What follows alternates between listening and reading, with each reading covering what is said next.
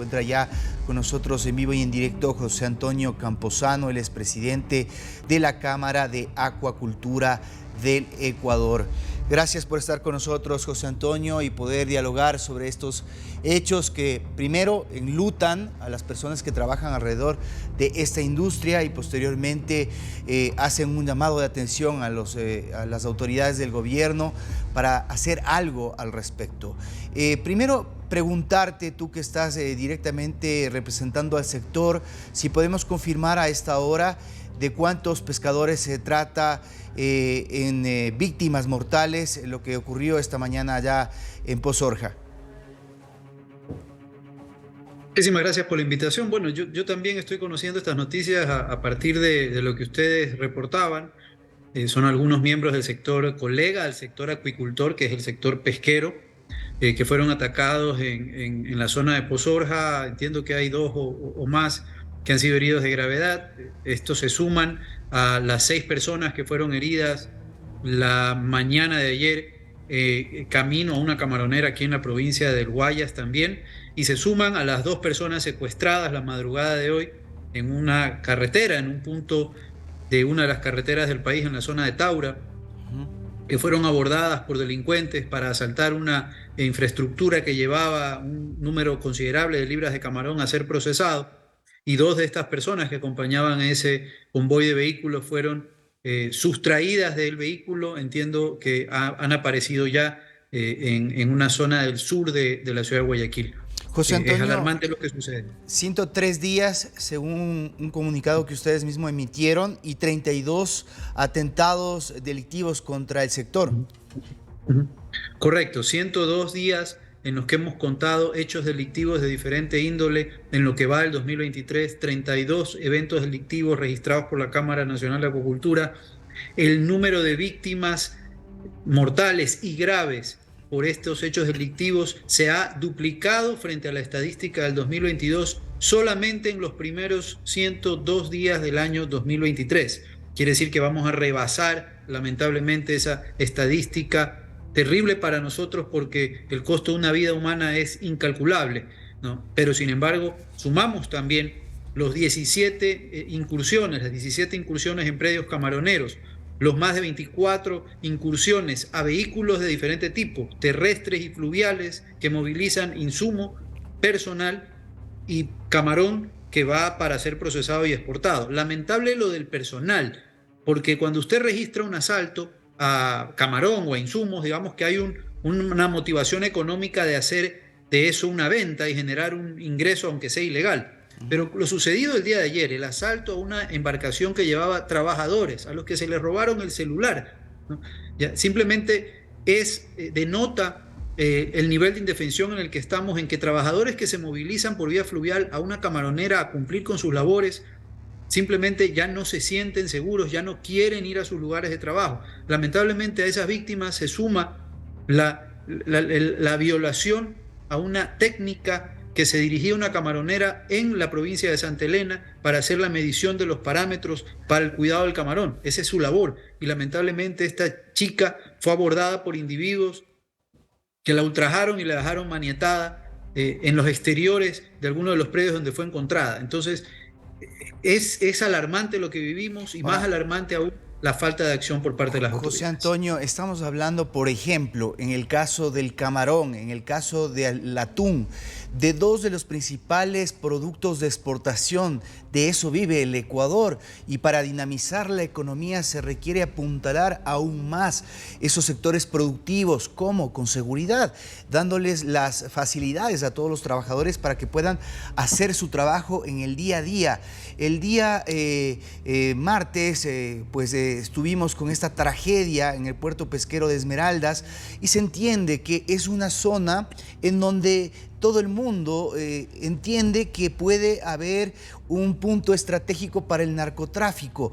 ¿Por qué no avanzar? Y ahí vamos entrando en materia con acuerdos para, por ejemplo, poner ahí un espacio, un comando entre policía y Fuerzas Armadas, grupos especializados que brinden la protección que se requiere. ¿Qué les dice el gobierno al respecto?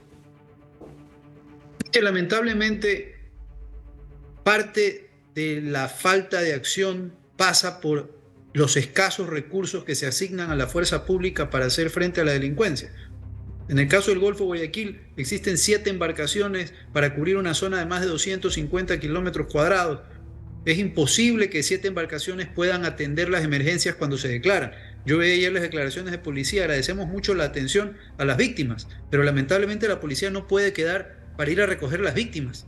Tanto policía como marina, ejército tienen que estar para proteger al ciudadano. No podemos hablar de crecimiento económico en el Ecuador ni decir que va a ser de los países que proyecta el mayor crecimiento en la región cuando no podemos garantizar la paz ciudadana para trabajar. Hay que poner prioridades en este momento en el país y eso va por garantizar la seguridad a quienes vamos a trabajar. Y si el Estado no lo puede hacer, que por lo menos garantice que quienes así lo deseamos podamos acceder a servicios de seguridad profesionales que estén debidamente dotados, porque se le pide a las empresas de seguridad que se sumen a esta cruzada por la inseguridad. Pero lamentablemente las empresas de seguridad en el Ecuador no pueden portar armamento que les permita hacer frente a la delincuencia que nos ataca con armamento de mucho más grueso calibre. Y esto no hay que confundirlo con pedir que queremos que se generen cuerpos paralelos armados que protejan. No, no, no. Son zonas específicas, las que ustedes han cubierto hoy, zonas rurales, zonas en las que operamos que están lejanas a los polos o a las zonas urbanas, donde no hay presencia policial y de fuerza pública. Entonces, si la fuerza pública no cuenta con los recursos necesarios para operar, si las fuerzas privadas, empresas privadas que se contratan debidamente entrenadas para dar seguridad, no se les permite tener el armamento adecuado, entonces prácticamente lo que se nos está diciendo es que salgamos con las manos en alto porque no habrá forma de detener el avance de esta delincuencia a la que se le ha permitido ganar terreno y que hoy tiene en zozobra a comunidades pesqueras, al sector camaronero y lo que usted decía, sectores productivos que en el caso particular de la actividad camaronera, gastamos 80 millones de dólares anuales en custodias, cámaras, empresas de seguridad, guardias privados, en sitios fijos, para poder tratar de resguardarnos ante una delincuencia que le ganó terreno al Estado. Cuando me refiero al Estado no solo es al Ejecutivo, aquí hay una enorme responsabilidad del Poder Judicial que no ha ejemplificado metiendo en la cárcel a los infractores, a los delincuentes, sino que por el contrario, cuando son atrapados, 24 horas después están sueltos. Ahora, José Antonio, hay un tema muy específico que viene suscitándose no desde este gobierno, sino desde varios otros atrás.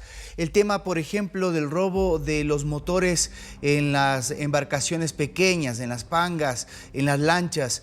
Esto parece ser la hipótesis que se maneja, por ejemplo, en el caso más reciente con el que abrimos el noticiero en Pozorja, en donde aparentes piratas habrían sido los que terminan asesinando a estos pescadores cuando estaban desarrollando sus actividades. Se había hablado de botones de pánico, de un cuerpo especializado para el patrullaje.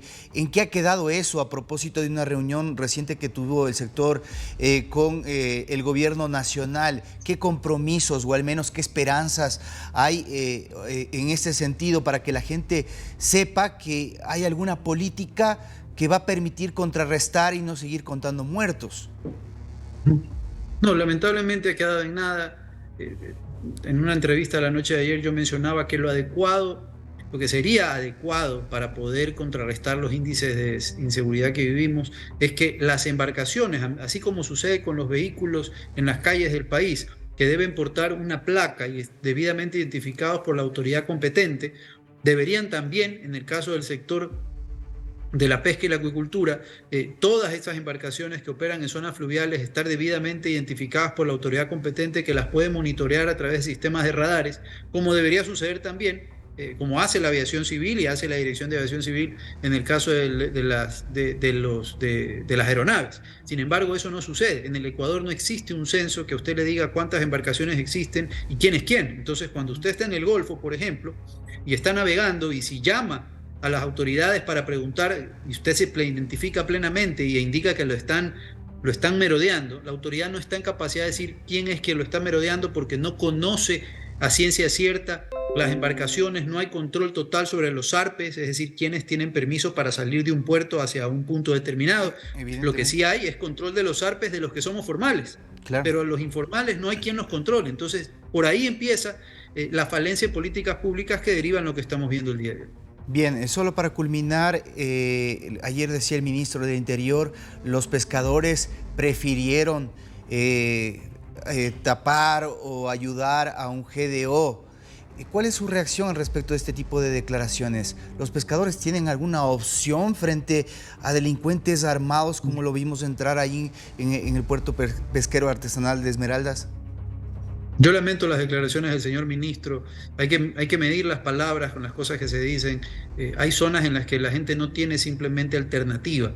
Yo creo que hemos visto suficientes casos, gracias a ustedes, la prensa, de gente que por negarse a pagar las vacunas han pagado con su vida. Entonces, cuando se encuentran en zonas donde operamos nosotros, que son zonas rurales, desprotegidas, donde no hay presencia de la autoridad, y a usted se le acerca a un grupo de delincuentes a decirle que tiene que pagar para esa seguridad, ¿no? Que todos sabemos lo que significa, es una vacuna. Usted está obligado a hacerlo, porque si no, hemos visto en las noticias casos de gente que se ha negado y sabemos cómo terminaron. Entonces, es decir, lo que pasa es que es casi que culpa del pescador porque decidió irse por el lado. ¿Y quién lo va a proteger, perdón, a ese señor que fue asesinado el día de ayer? ¿O acaso hay presencia policial? ¿O acaso hay presencia de fuerza pública? Nosotros como gremio sí podemos reclamar formalmente porque hemos enviado todos los oficios al ministro Zapata indicándole las zonas rojas donde nos roban a diario.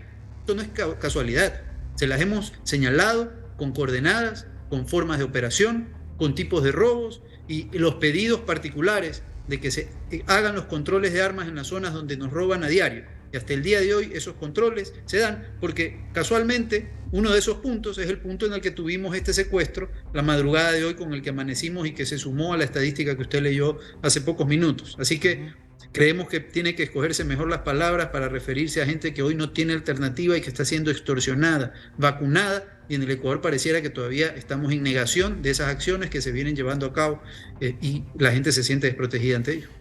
Muy bien, clarísimo. José Antonio Camposano, representante y presidente de la Cámara de Acuacultura del Ecuador, a propósito de este nuevo crimen perpetrado en contra de pescadores en el puerto de Pozorja. Buenas tardes, gracias por este tiempo con DNews. Muchísimas gracias por su invitación.